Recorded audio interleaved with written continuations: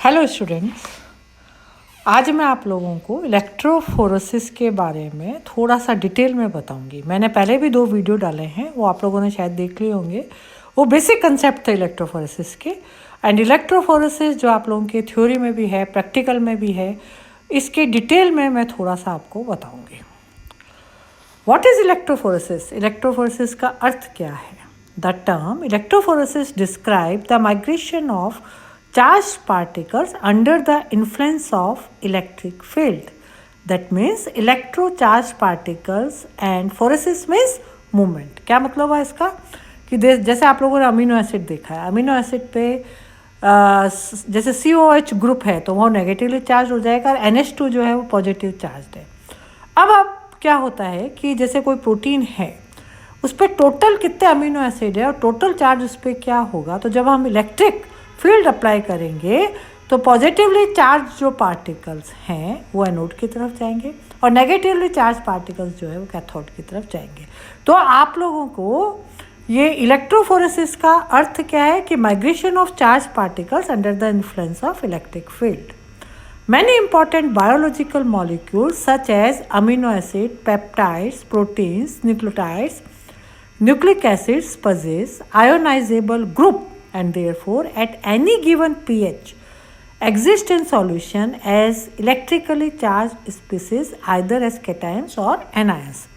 भाई कैथोड की तरफ कैटाइंस जाएंगे और एनोड की तरफ एनायंस जाएंगे। तो क्या होता है कि जो आपका कोई भी बायोलॉजिकल मॉलिक्यूल्स है, अमीनो एसिड्स, पेप्टाइड्स, प्रोटीन, तो इन पे कोई गिवन पीएच पे ये जो है इन पे टोटल चार्ज जो होता है उसके कारण ये मूव करते हैं। Under the charge of an electric field these charge particles will migrate either to the cathode or to the anode depending on the nature of their net charge. This is one of the most fundamental process used in all types of molecular biology and RDT experiments. Now, what do you mean by electrophoresis? So, electrophoresis is the migration of charged particles or molecules in a medium under the influence of an applied field.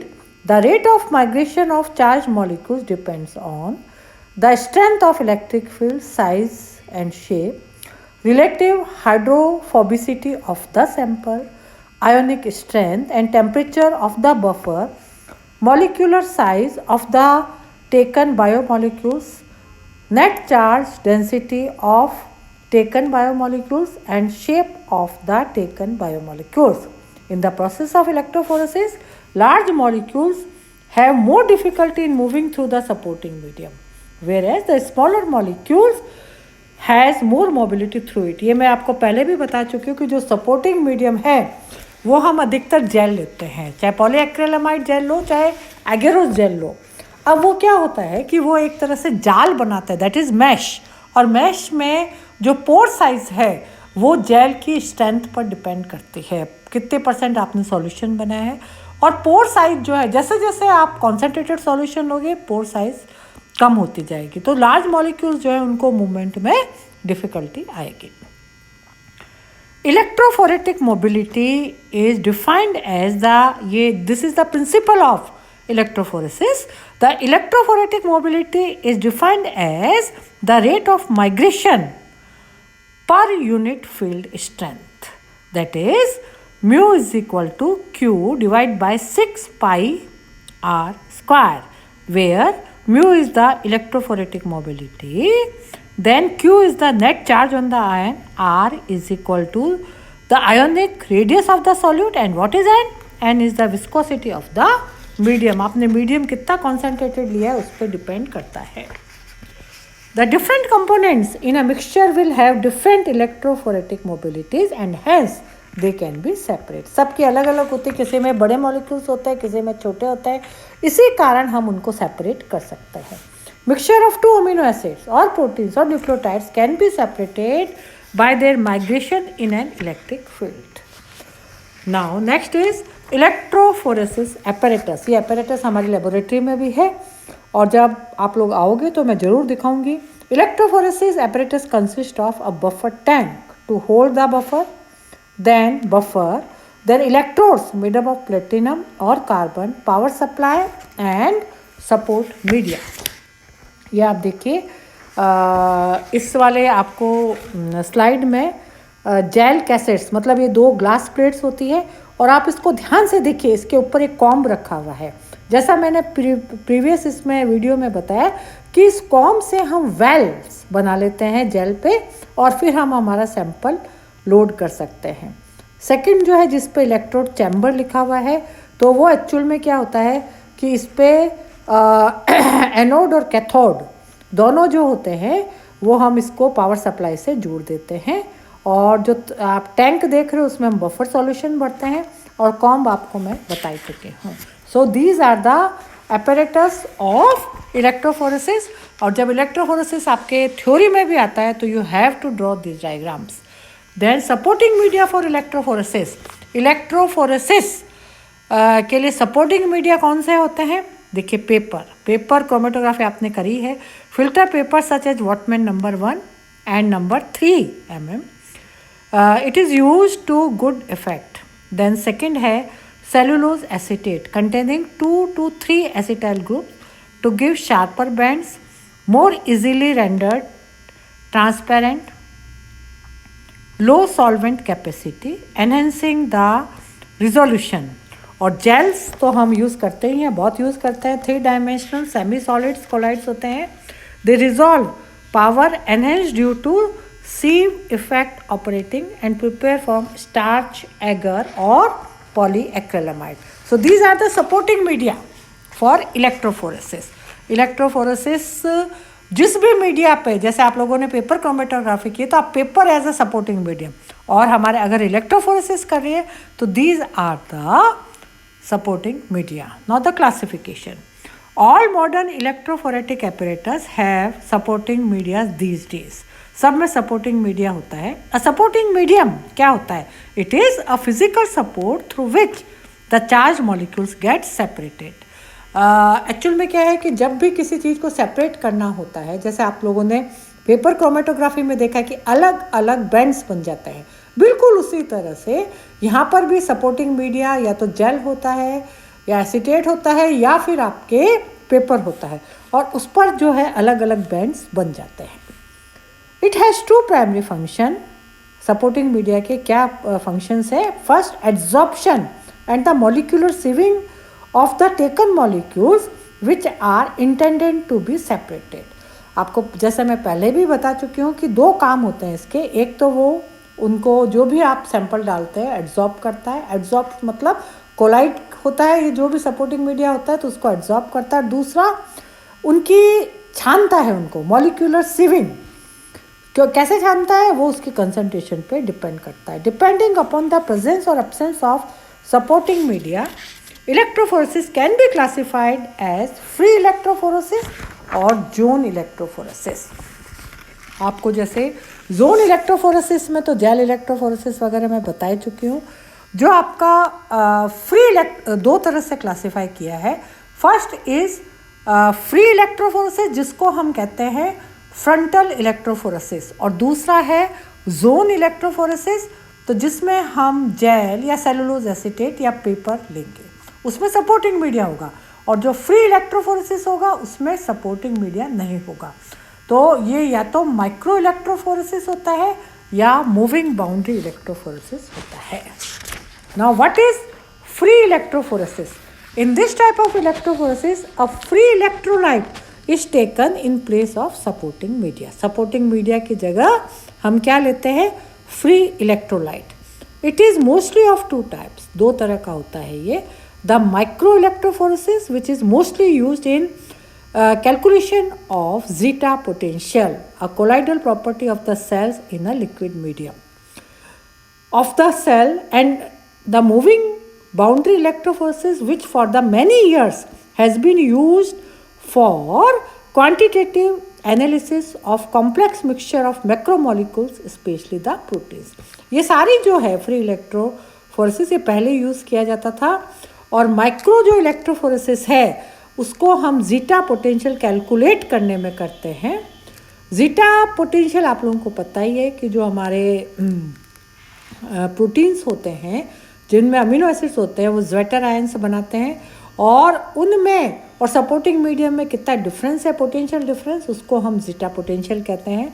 इसी तरह से जो moving boundary electrophoresis होते हैं वो हमारे macromolecules proteins को separate करने में काम में आता है।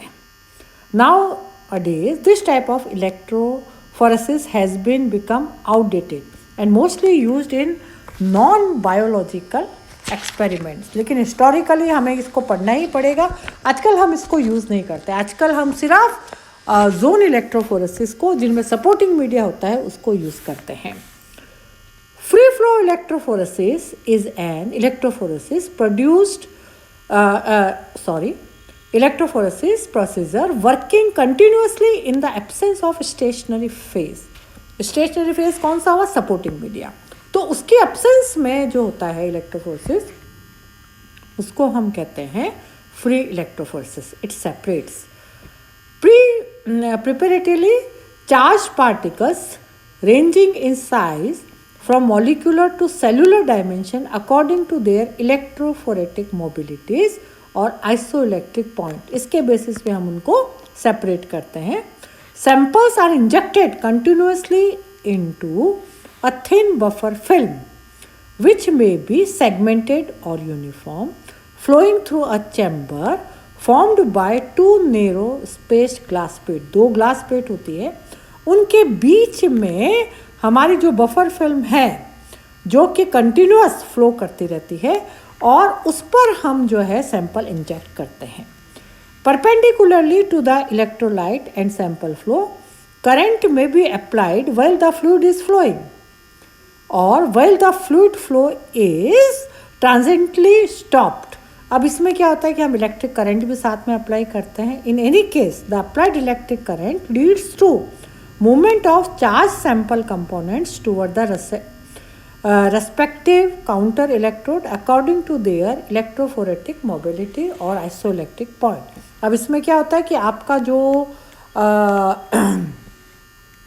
फ्लूइड है वो कंटिन्यूसली मूव कर रहा है, आप कंटिन्यूसली उसके ऊपर क्या हो, आप अपना सैंपल लगाए जा रहे हैं, और जो सैंपल है उसके फिर आप इलेक्ट्रिक करंट अप्लाई करते हैं। तो उससे क्या है कि उन पे जो चार्ज होता है उसके अकॉर्डिंग वो सेपरेट होते रहते हैं। The sample and the electrolyte use for the separation enter the separation chamber at one end and the electrolyte containing different sample component as separated band is fractionated at the other side. तो दूसरी side पे वो separate हो जाते हैं। अब ये देखिए, इसको मैंने आपको स्लाइड में भी दिखाया है कि किस तरह से फ्री फ्लोइंग इलेक्ट्रोफोरेसिस, जिसमें हमने कोई सपोर्टिंग मीडिया नहीं लिया है, वो चलता है। कैसे चलता है आप देखिए। फर्स्ट में क्या हो रहा है आपका सेगमेंटेड इलेक्ट्रोलाइट जोन इलेक्ट्रोफोरेसिस, इसमें हमने सैंपल अप्लाई किया है, और हमारा जो है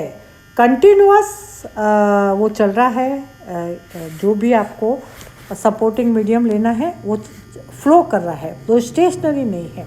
और उसके बाद जो सेपरेट हुआ है हमारा सैंपल, वो कैसे सेपरेट हुआ है? On the basis of isoelectric point. Now in the next slide आप देखिए, ये जो चैम्बर है इसमें किस तरह से किया जाता है। ये हॉरिजॉन्टल आपकी कोई चैम्बर है, इसमें हमने एक तरफ सैंपल कंटिन्यूसली हम उसको सप्लाई कर रहे हैं, दूसरा उसके नीचे जो है कैरियर मीडियम है, एक तरफ कैथोड है एक तरफ एनोड है, और अल्टीमेटली आप देखिए कि इसमें बैंड्स बन रहे हैं।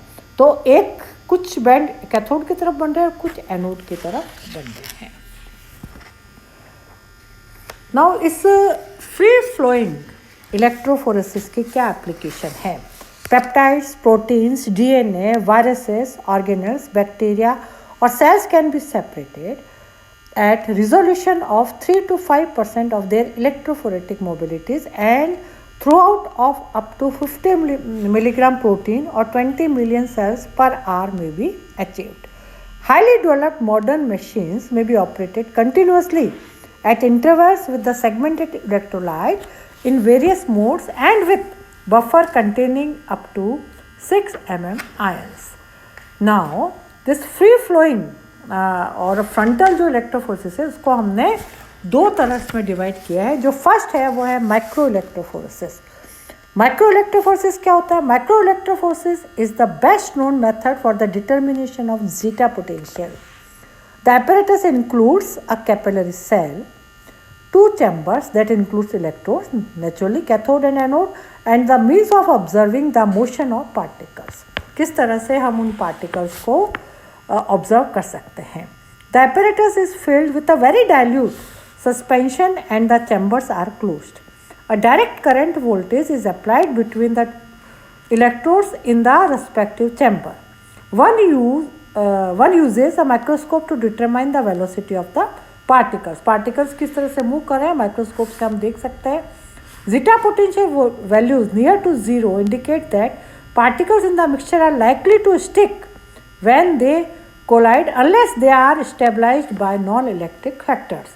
Particles having negative zeta potential are expected to interact strongly with cationic activities. ये देखिए माइक्रो इलेक्ट्रोफोरेसिस का apparatus मैंने बताया है. बीच में आपको माइक्रोस्कोप दिखाई दे रहा है और दोनों तरफ दो इलेक्ट्रोड्स हैं और वेरी डाइल्यूट सस्पेंशन है और उससे फिर हम माइक्रोस्कोप से ऑब्जर्व करते रहते हैं. Depends on zeta potential. Now next is आप देखिए ये सारा माइक्रो इलेक्ट्रोफोरेसिस का apparatus मैंने दिखा दिया है. आप वापस देखिए बीच में माइक्रोस्कोप दिख रहा है, दोनों तरफ हमारे इलेक्ट्रोड्स हैं और एक कैपिलरी मूवमेंट में वेरी डाइल्यूट सॉल्यूशन सस्पेंशन का चल रहा है. Now next is moving boundary electrophoresis. आपको याद होगा फ्री फ्लो इलेक्ट्रोफोरेसिस में हमने दो चीज़ें ली थी. फर्स्ट था हमारा जो फर्स्ट था वो मैंने आपको डिस्क्राइब कर दिया है. जो सेकंड है उसमें मूविंग बाउंड्री इलेक्ट्रोफोरेसिस क्या होता है. The moving boundary method allows the charge species to migrate in a free moving solution without the supporting medium. Supporting medium तो खैर होना ही नहीं है. Consist of, अब आप इसमें डायग्राम भी ध्यान से देख लीजिए क्या होता है इसमें. Consist of a U-shaped glass cell of a rectangular cross section with electrodes placed on one of the each limb of the cell. ये U-shape की ग्लास ट्यूब है और एक तरफ एनोड लगा हुआ है एक तरफ कैथोड लगा हुआ है. Simple solution is introduced at the bottom or through the side arm. Solution हम डाल देते हैं and the apparatus is placed in constant temperature, for example at 40 degrees centigrade. Detection is done by measuring the refractive index throughout the solution. अब पूरे solution में जो भी separate हुए उनका refractive index जो है उससे हम measure कर लेते हैं कि कौन कौन से वो constitute इसमें है. While there are specialized application for moving boundary electrophoresis, that is capillary electrophoresis, it is not a common lab technique for two major reasons. ये commonly used नहीं होती है. क्यों? First is foremost the resolution between the different population of the molecules can be lost due to fluid motion if special precautions are not taken. आपको bands दिखाई ही नहीं देंगे. Fluid motions can occur through physical disturbance. Waves in कौन कौन से physical disturbances होंगे जैसे waves induced by mechanical vibration और थ्रू थर्मल कन्वेक्शन. और सेकंड इसका कॉज क्या है जिसके कारण ये यूज़ नहीं होता. The time and the electrophoretic distance needed to separate the molecules with similar charges and masses may be impractical. So this is not my complete video. Next video में मैं आपको capillary electrophoresis and gel electrophoresis के बारे में बताऊंगी. Thank you so much.